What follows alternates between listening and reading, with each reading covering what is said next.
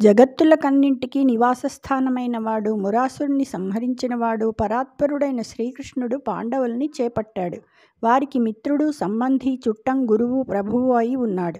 అపరిమిత ప్రేమతో వాళ్లకు ఎల్లప్పుడూ సహాయపడుతుంటాడు. కాబట్టి పాండవులను బాధించక రాజ్యభాగం తగిన రీతిగా ఇచ్చి రాజ్యాన్ని, వంశాన్ని, బంధువులను రక్షించు రాజా.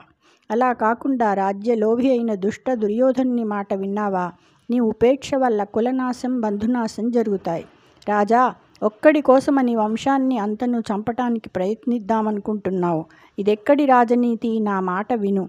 ఈ దుర్యోధనుని ఒక్కడిని విడిచిపెట్టి కులాన్ని, రాజ్యాన్ని, నైతిక శక్తిని నిలబెట్టవయ్యా అని ఇలా నొక్కి చెప్పాడు విదురుడు ధృతరాష్ట్రునితో. అది విని దుర్యోధనుడు కోపపరవశుడై కర్ణ, శకుని, దుశ్శాసనులను చూచి కోపంతో ఇలా అన్నాడు తండ్రితో: ఈ దాసీపుత్రుని రాజ్యం నుంచి వెళ్ళగొట్టండి. ఇలా దుర్యోధనుని దుష్టవచనాలు విని మనస్తాపం చెంది విదురుడు ధైర్యం తెచ్చుకుని ధనుర్బాణాలు వదిలేసి కోపాన్ని అణుచుకుని అడవులకు వెళ్ళాడు.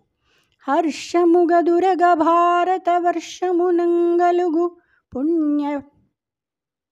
పుణ్యవరతీర్థములుత్కర్షంజూచుచు విగతామర్షుండై సంచరించే మనుజవరీణ్యా.